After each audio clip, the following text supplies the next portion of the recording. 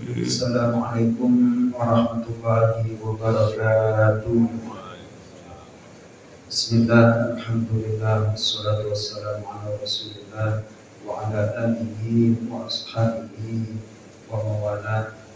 Amma ba'du. Jamaah salat maghrib Masjidul Ikhlas yang dimuliakan oleh Allah Subhanahu wa taala.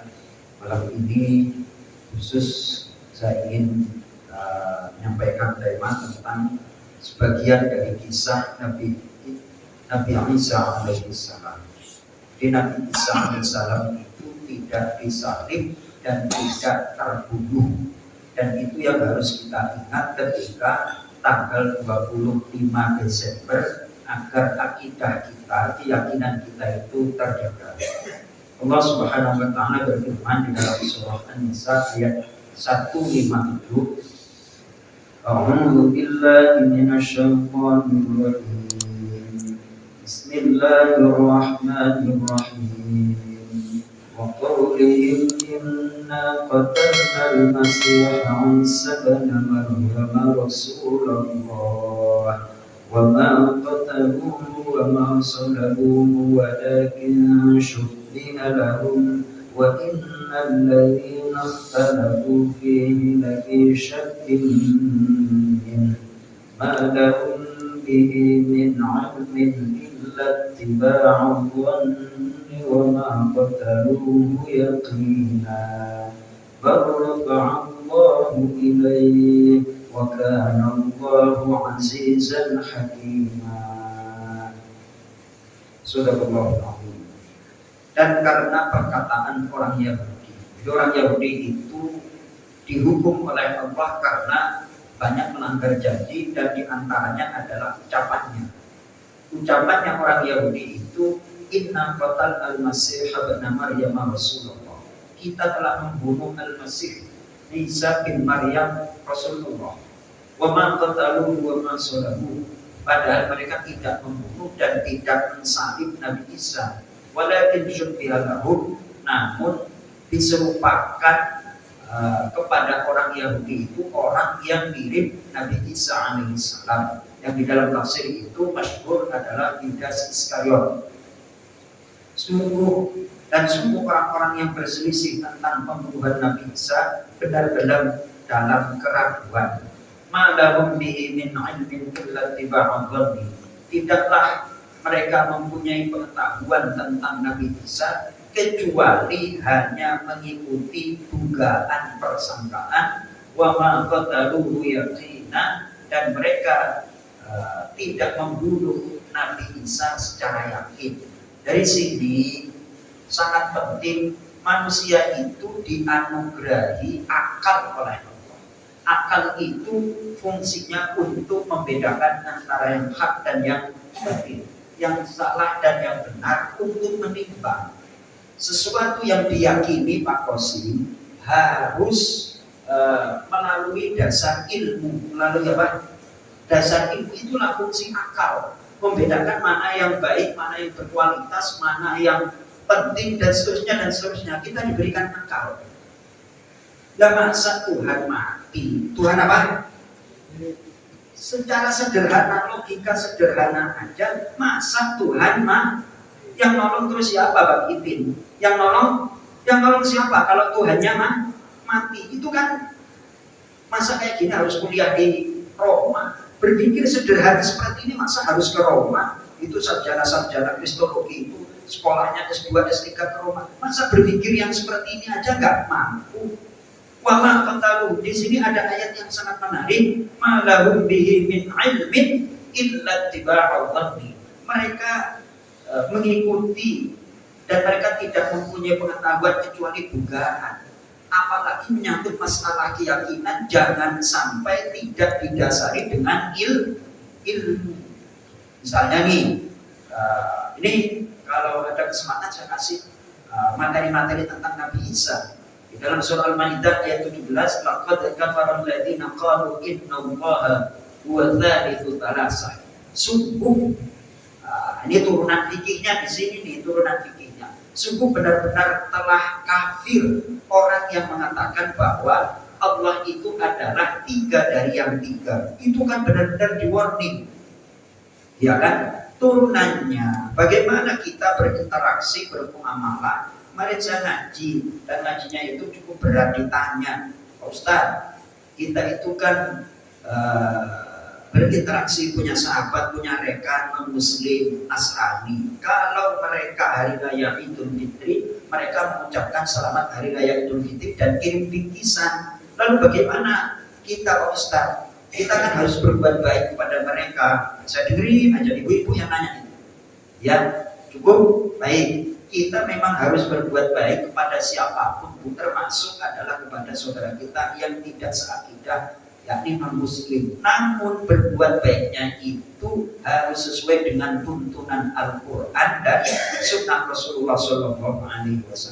Maka dari itu, kalau kita boleh mengatakan di dalam Al-Quran itu ada ayat kompromi. Ayat apa sih? Kalau ayat surah Cemberut, surah apa? Abasa. Surah Qul ya ayyuhal kafirun itu kan sebenarnya surah kompromi. Surah apa? Surah kompromi. Ketika Nabi Muhammad dakwahnya sudah mendapatkan penerimaan dan kira-kira kafir Quraisy itu hampir kalah, akhirnya udah kita kompromi aja deh. Kompromi. Wahai Muhammad, jangan engkau caci maki berhala kami. Sekarang gini aja deh, 50-50. Sepekan kita menyembah Tuhanmu, nanti sepekan lagi engkau menyembah Tuhan. Itu kan kompromi. Surah apa? Surah kompromi. Qul ya ayyuhal kafirun. Akhirnya pada gilirannya katakan wahai Muhammad, kalau untuk masalah urusan keyakinan, masalah akidah, dan lakum dinukum waliyadin. Nah, ini kalau tidak digaungkan, tadi saya dapat curhatan, Ustaz, saya ada di grup SMP SMA. Wah, kalau menjelang tanggal 25 itu bertebar yang namanya selamat Natal, selamat merayakan hari Natal dan seterusnya. Jadi yang ngomong cuma saya aja Pak Bos. Nah, saya kalau dicemburutin gimana? Kalau dicemburutinnya sudahlah. Ini menyangkut masalah akidah. Surah Qul ya ayyuhal kafirun itu aslinya surah kompromi. Enggak. Terus akhirnya sampai ada surah yang apabila dibaca 3 kali pahalanya sama dengan membaca khatam Qul. Surah apa itu? Al-Ikhlas. Konten daripada surah Al-Ikhlas itu adalah lam yalid walam yulad. Allah tidak beranak dan tidak diperanakan. Ini sangat penting. Imam Muslim yang satu ini adalah masalah akidahnya nggak main-main, nggak main-main. Mereka itu berusaha dengan segala macam cara. Bagaimana kalau kita nggak masuk Islam, ya melunaklah. Apa? Melunak. Qul ya ayyuhal kafirun. Ya Bang Ibin ya. Ini yang luar saya tutup ini. Ini yang luar saya tutup ini. Biar saya lepas ngomongnya. Kalau enggak kan enggak enak. Ya. Yang luar saya tutup ini. Iya makanya kan kayak itu saya berani kenceng. Kenceng banget, hebat banget. Padahal itu tutup kayak gitu ya. Masya Allah. Ayo coba, berat apa enggak nih Bang Ibin? Ya kan masalah fadilah sholat berjamaah banyak yang nyampein. Masalah yang sensitif seperti ini, padahal ini menyangkut urusan masalah akidah. Kemudian kan hanya ucapan Pak Ustaz. Baik Bu, kan sering disampaikan. Kalau kita mengucapkan selamat Natal, resikonya nanti dikhawatirkan dan pada gilirannya kita mengakui keyakinan mereka Nabi Isa sebagai anak Allah. Kan seperti itu. Padahal Nabi Isa itu adalah Rasul Allah, bukan anak Allah apalagi Tuhan. Kan seperti itu masalahnya. Nah, terus dikaitkan lagi dengan surah Qaf, ma yalfidhu min qawlin illa ladaihi raqibun atid. Tidak, dalam surah Qaf itu tidaklah terucap dari satu perkataan kecuali di sisi kita ada malaikat raqib dan atid. Dan termasuk di dalam surah Al-Furqan itu sifat hamba Allah yang Maha Rahman adalah walladzina la yashhaduna as-sura wa idza marru bil lagwi marru kirama. Orang-orang yang tidak bersaksi bohong. Bersaksi apa? Bersaksi bohong. Lalu kalau emergensi gimana Ustaz? Udah kejar aja saya pertanyaan. Ya ucapin selamat gitu aja pokoknya gitu. Ya selamat, salaman, ngasih kue, bingkisan, selamat ya, gitu aja. Nggak kecuali pejabat, apa? Kita kasih pejabat apa enggak?